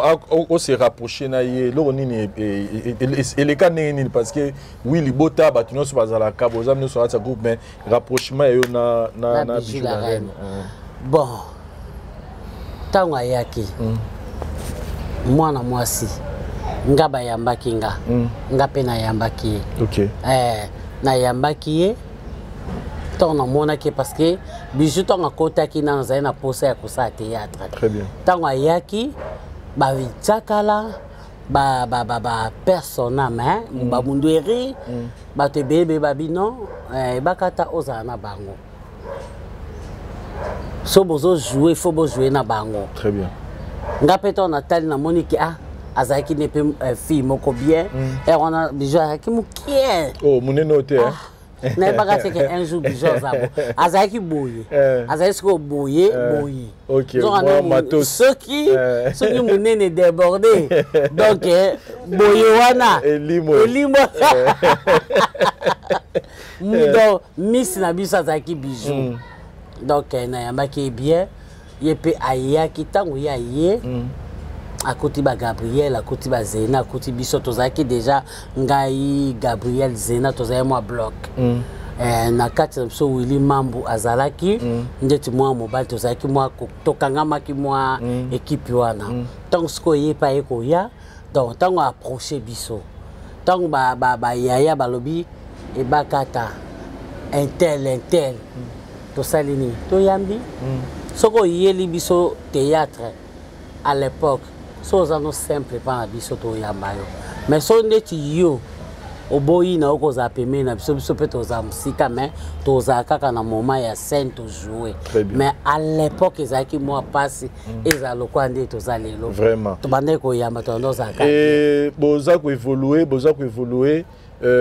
tant usko po ezala mtu sora yesika boyebe na onte mais tant bani usko ko yeba na bizale le comportement na ye au travail en nini façon d'être na ye témoignage une rosala ya bijou la reine bon na yebiso Vincent ba bijou ba yaki hein bien sûr nazaki yaya mais nazaki pe ba yaya ba 10 ans te ya ba 5 ans pété hein donc il a mbiaka na musala nazaki mbiaka na musala donc nazaki ba yaya mokoto dans les cas bango na ba 10 ans et ozo comprendre dans les cas bango na ba 7 ans été nazala na open esprit non ya bo mwana à l'époque très bien ce qu'on a yebaka na nos comportement penza te au fur et à mesure ce qu'on est toujours kende po et on te banaye ko mema na kaka so tant toujours kola nde toujours ba comportement ya mutu et on a toujours ki na tenter ya ko yeba comportement o ya nani o comportement mabete et on a ton nom na nyoso ka malamu bokutani na tournage to lié na biso pe na tiki na nga pe vers na nga awa na meli oso comprendre na kei pe ka bongo mais to zaki na boyoka ni makasi bijou so asa si fetine na ngina biso nyoso tout okende to lali mais to zalaki pe ko swana to ndai ko swana parce que to zalaki bana ya tata moko oso comprendre to za bana ya tata moko ba mama différent mais so to swani to ndo tia na mitema te to ko swana lelo na tongo na poko moto vandi soto lié na soto meli très bien donc c'est ça to zaki wana et bana nous non ba comportement mabete biloko mususu to komo comprendre ba comportement ba tout temps to koli c'est kazalaka na ngona bo mwana to yebaka te po to zaki na ba jeune to ko ba mama mibimba ne to sani to ko comprendre que o azabo mais bijou zaki bien mais za okaba makasi ok les camarades témoignage à Okaba ils ont tambola ils ont bima batele bijou azaka kokaba pe azaka chansard ok azaka kuta na mibali ok bijou vraiment azaka kuta na moko donc ozomona ke bon il faut un moto tanga pe ba le passer si si ouais c'est le cas moto na le passer na ye pe a vivre ki bien ndengo lem suba tumsuba o vivre pe lelo déjà vivre ki bien akutana batu ya bien mobala zo bimisa mbongo pa pesa somba bijou na facilité lo kwa yebo comme ezaki bijou mobala zo bimisa ba monta pa pesa ye na facilité mais ce que tango azaka na ba mbongo ngo en tout cas liaka ye mokote pa bimisa 100 200 kabelo donc azai na facilité en tout cas le kolanga na bano lia na bango ngaso na 500 to lia na bango très bien et nando lia na bango en tout cas et ti ondima ko héberger na ndako na yo c'est pas facile mutu beaucoup tani na milieu musala ondima va pour partager na ye ndako na yo mais toi bande côté ton papa la biso mango ayamba ki ba papa kulutu ba mundueri ba papa kulutu ba vie gao ba noko to banzimi bango ba mikolo to ba yamba ki bijou c'est ba mona ekelo ko murezate parce que ça batu mususu pe ba yaka à l'époque mona bijou ba yamba bango te très bien c'est que ba mona ke oyo eza lumière vide moko eza donc eloko mureza ya mabete on ba yamba ki biso pe to yambi to komi ba moto sali mama o famille na vanda pe bona ndako to vandi na ndako moko wana mwa bolengeti odingo zwa no ndako na yo to vandi pe na bango ndako na ngezaki ya bango ya ba Gabriel ya ba Zena kutu andola la nepeka ndako moko bango nyos so ndeti bilamba ba yelinge uti poto ye e kokinga te wana mo ba miki sikoyo mwana pese kozala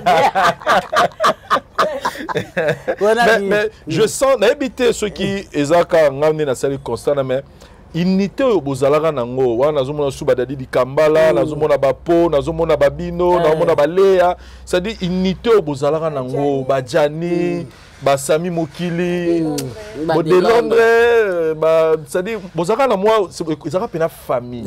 Mais c'est comme si les lots, ils ont sous bon côté. Qu'est-ce qui a fait ça? Vincent, Tokoloba lelo soit bon côté parce que Tokoli. Rwanda to manova na mingi chez ba para. Ata one na zaki ki ona ko futela. Na kene na ngo futela pona kitecha ki jeune fille. Na bia na bima na nga pona za pe na mwa makam na nga na bima nde ba fille nyoso ba lukaka ba bima. Mais tozaka bana miki. Na kibana miki na biso wana tozai pe na bolingo. Siko nde Tokoli.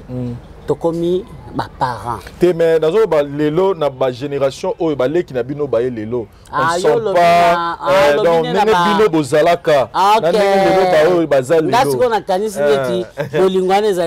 Ezalaka parce que mutra que modèle wana kitoko bino bopesa na batu na théâtre. Quand vous voyez on sentait vraiment que c'est la famille mais lelo et comme moi ba division moi ils a sous pendant hérité et là ni bino bozaro sala o lelo ba leki peut-être ba ko sala te pour bon et loko o biso to banaye ko sala ezaka likambo to comprendre bijou ebi ke Nicole alinga aboete ngape na ebi ke bijou alinga aboete lokola ngana ebi nenge bijou alinga raté bijou pa ebi nenga na linga raté au monde que tu vends bien mais ce que soki to tambola ngana ebi ni vimbo nani bijou alinga aboete mais non ça les locaux ya linga raté yé pour ça les locaux ngana linga ta sala yango zo mona lem suboyo kanizate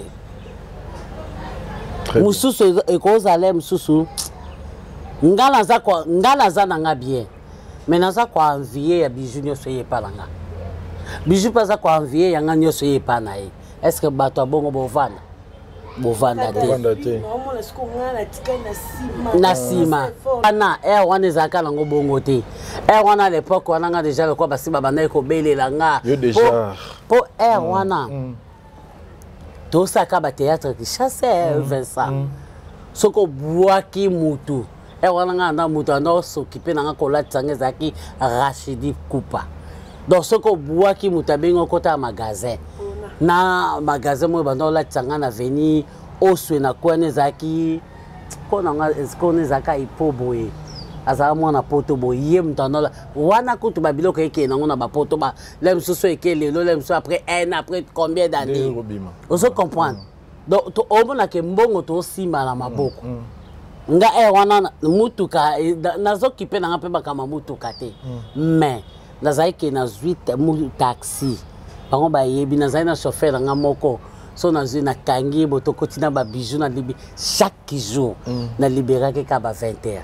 wana na ke esika ba tunyo so ba boaka kingo so masoko ke paki mais lelo ta na TV so ka ko boaki siko na jeune na scène et là on no sepela na mingi pa ya bijou na façon na rejouer comment qu'est-ce que tu peux dire plutôt na façon na jouer na bijou azaka so bo jouer ne le msusu soka za na problème na yo olandi soka na problème na yo omona perdaka so ataza na scène oma makanisine za wana te donc siko scène ngo esila ngai bijou zonga mutu omona mito kwa to matina scène longola makamnyo so za ngona scène longola comment ce que bijou la reine na scène il y a les cambo tout ça ce que osilisi na yo ndozongi no bijou no apamba bagadio na libanda alozongi si esprit na wana omona osa nini vimbo OK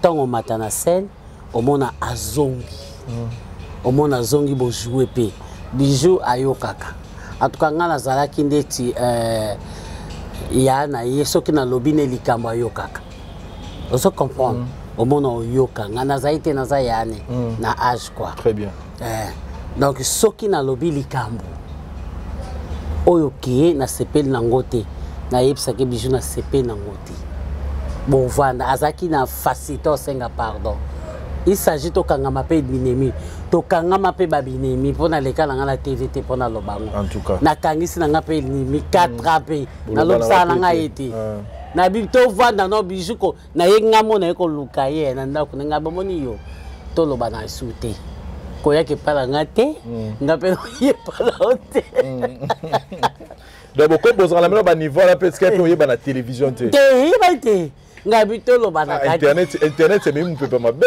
pour internet le comment ça le biboy lobby biso ba cameraman ba journaliste allez bijou. Mais wala internet c'est kota ki na ngope lisusu bana ki na ngo. Oh na ebise kanga bomonde za to lo bana ka té.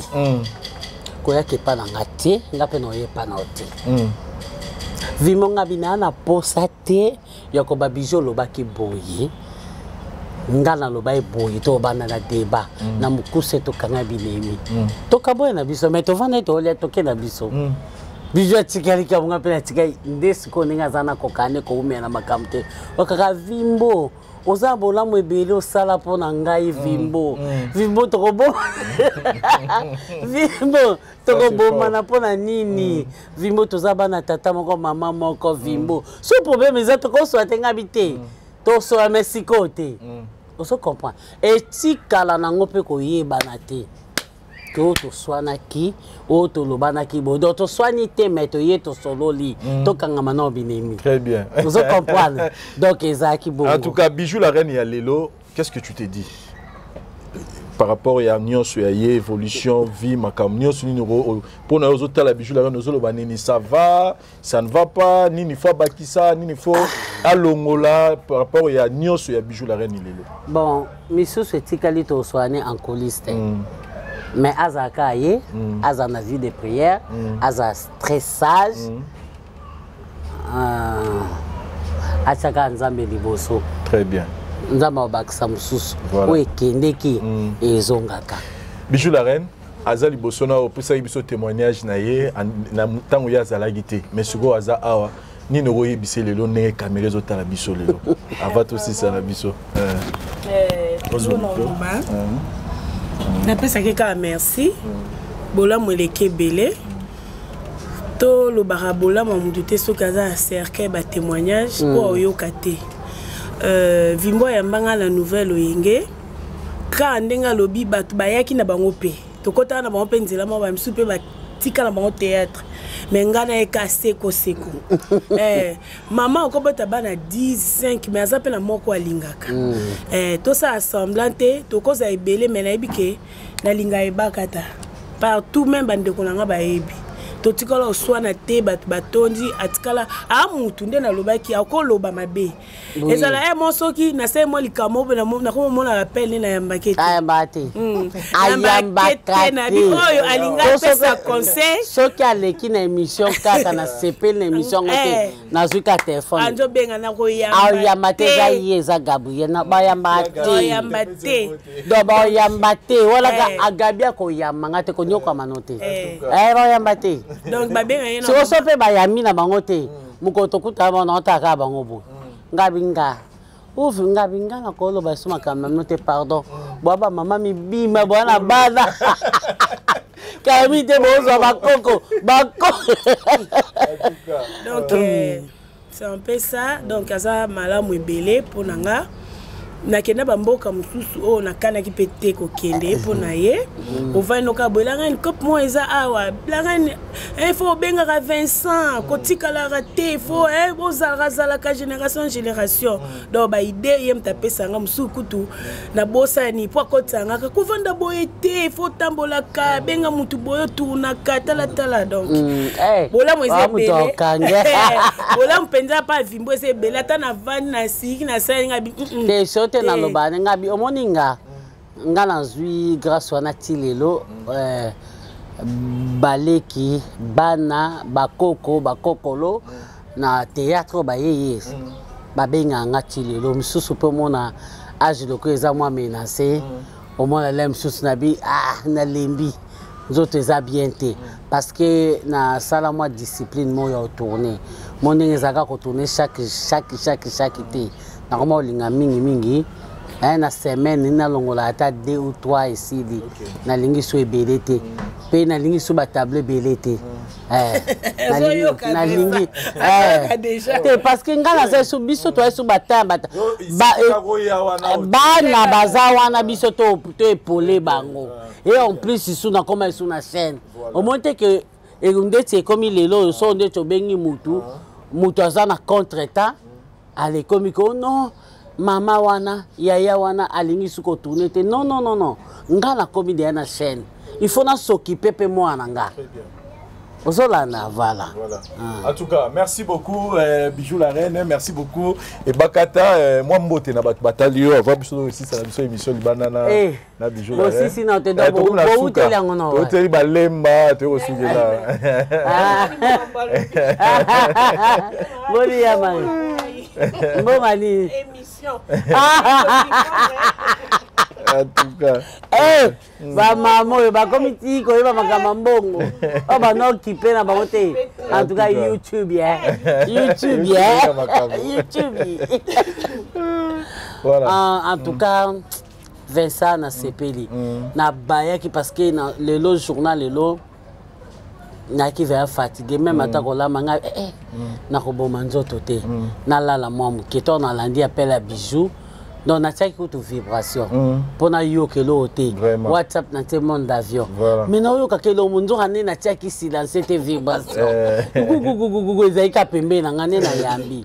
Voix pongi. Bon. Loko apesa ya ngai na ki na shwate na zelei kaka. Liloba ona ko loba kaka. Merci kaka na yo. Ndenge oye.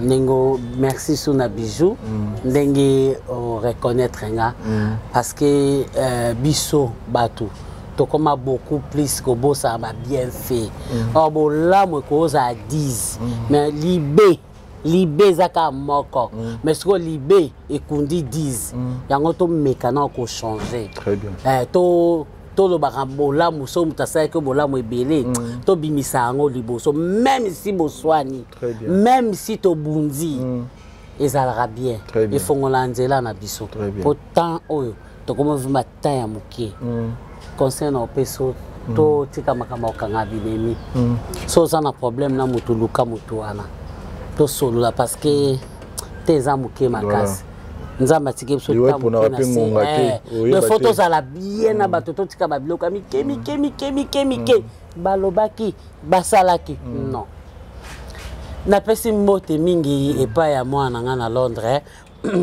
Simo King 9 7 D8 les grands rappeurs na kati Angleterre na yusu kopesa congolais moko na kati ya London City congolais na lata kitoko Hercule bavoatu vana na ngwende na oza mistrik voilà na pesi Dibota nanga Mambote, moi nanga Marlène Aïki, la fille à catalogue na pesi Mbote, Christian Petit no kwa bana. En direct à Belgique, c'est pesi Mbote. Solange Mboula na pesi Mbote Sikozali. Donc la fille à catalogue Marlène Aïki, ba gros bisous. Voilà. Voilà, on appelle un peu si VBB en Angleterre, Babi, Mokolo Masolo, Baouta, puis VBB en Angleterre, tu peux Mbote. Merci Nadari de wanter ça. Tu continues l'émission Nabiso.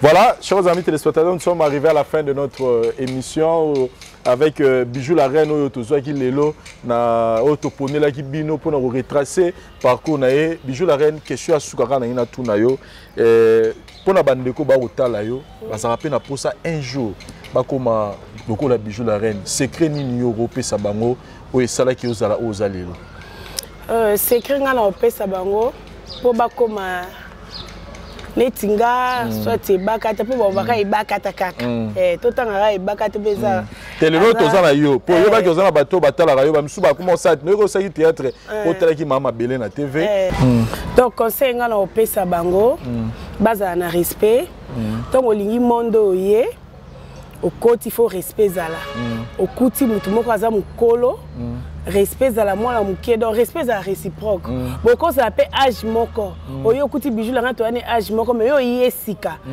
faut moi respect wana ezala bien botosi eleki nyoso et surtout que tant oyikoti monde ngo il faut yeba ngo na source secret ya musala o ezaka ba répétition faut répéter. Faut qu'on répéter.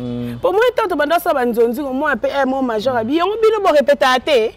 Pour moi que le canon ba groupe moi que koko te bon répéter ka. Au moins donc yango wana kaka. Vraiment.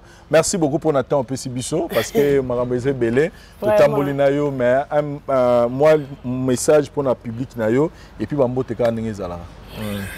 Merci beaucoup napesi apôtre Joël Kamba nokolanga bambote belé na mosungine mama Doli Kamba na bosante kopesa papa nanga molimo apôtre Gilles Bumba Makengo na mama Lilas Bumba na église Didier créateur du Descatenda merci papa donc na ba conseil na ope mabondeli na yo kaka merci aussi na mama ni mama ro mama ya baka difficile mama ya baka grave leti babiso baka eleki ebele eleki ebele na pesi boss Eric Mbamba la Suisse bambote na yo yango wana Divin Kilmal na Paris mon fils Divin Kilmal donc ça Kilmal Mimish Kalala donc na pesi bambote belé maman na so Irène tozaka na awa bye bye bon retour na Suisse ko yo ki conseil moko ya na bakata pesio abi toyoko sous na babloka ba polémique wana teo ba finga kio ba banda benga na bandeko yamba te po pesa ka conseil sikoyo c'est pelissé sikoyo non c'est pelissé pour maman déjà pas pekisaki merci na aussi si mabanga na sisi mabanga te ebungi nango merci na bandeko nyoso bolinganga les amis de bijoux la reine wana moni Dorcas Solela azoya Dorcas Solela en tout cas camarade nangai na lingi bino mingi Alfi Kamba rythme motema no Shari Mbezi Irène Lengo c'est mec nanga la pesino bambote belé donc na linga bino mingi. Voilà, merci beaucoup notre équipe Dari Diwantes na prise de vue pour ça on a montage et merci na abonné Nion sur la voix du peuple. Continuez à nous écrire, continuez à nous envoyer vos suggestions par rapport à la célébrité oyo besoin na posa to yambela bino na formule oyo ya bauta sinon pour na biso tout le monde l'année prochainement. Merci bye. C'est vrai que la classe est la différence, mais cette fois-ci, la classe en chair et en os à votre disposition. Et c'est là à travers le Flat Hotel Tenasia. Le Flat Hotel Tenasia met à votre disposition des appartements équipés de chambres et suites avec un confort moderne. Une salle de fête moderne pour toutes sortes de manifestations, anniversaires, fêtes de mariage, réunions et autres. Pour ceux qui adorent la restauration, il y a un restaurant VIP à votre disposition. Un night club pour les amoureux de l'ambiance responsable. Un service traiteur de renom. Et pour ceux qui adorent rouler en sécurité et en luxure, le Flat Hotel Tenasia met pour vous une location des véhicules des marques. Le Flat Hotel Tenasia se situe dans la commune de Lingwala sur l'avenue Kalembelembe numéro 256 à 2 minutes de l'avenue Libération ex-24 novembre.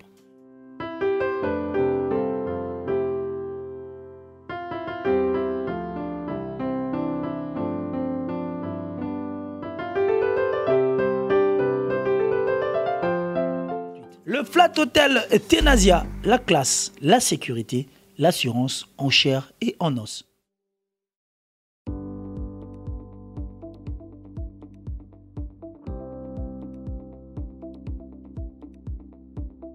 Mbote na biso bandeko, ngai docteur Pichu Tondele, naza pharmacien en formation, naza formation na université à Kinshasa na faculté à pharmacie et puis na sali ba master na niveau ya université Marien Ngouabi pe na niveau ya Canada na transformation des agro-ressources et puis préparation ba cosmétique thérapeutique naturelle. Nazali ko œuvre na laboratoire CRMTA ou ezali laboratoire médecine spécialisé na production ya ba phytomédicaments, c'est-à-dire ba kisi ya partie ya ba nzete na biso ya Congo.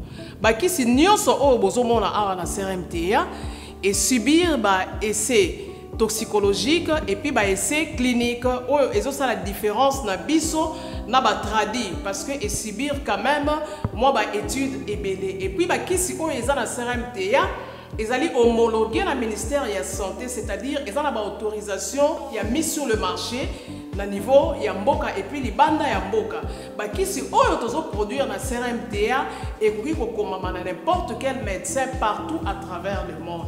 Dans le laboratoire CRMTA, nous avons deux branches, branche cosmétique et puis branche médicaments.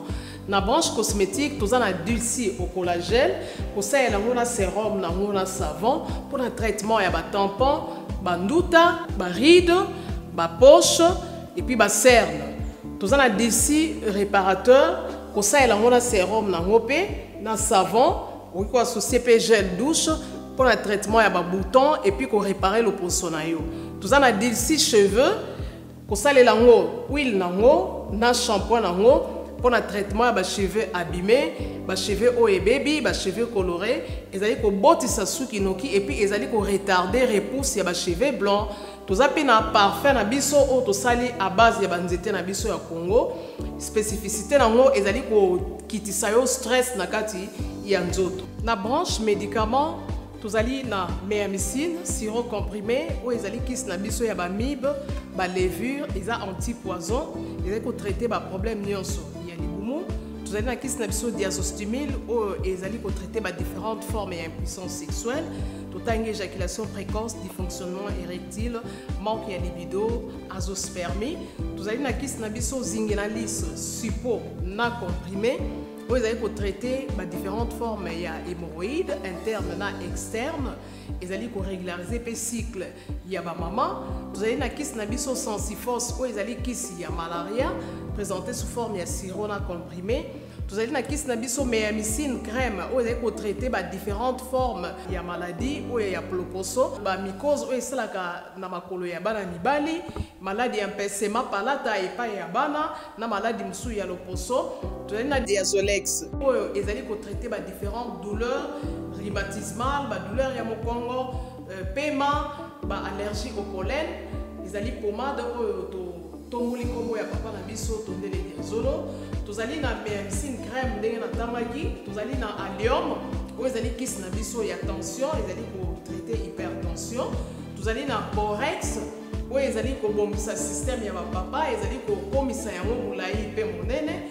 Tous allez na menga kiss na biso ya makila où ils allez ko zongisa makila na bato ko baza na problème ya anémie, quel que soit son type ya anémie. Et puis tous allez na tisane Dr Maxon où ils allaient tisane na biso ils allaient traiter ba myome, ba fibrome, ba kyste ovarien et puis basi où ils ont un problème ya bota. Tous allez pena diabéine où ils allaient kyste na biso ya diabète et puis tous allez na anti-poison na biso où ils allaient neutraliser poison na kati ya makila.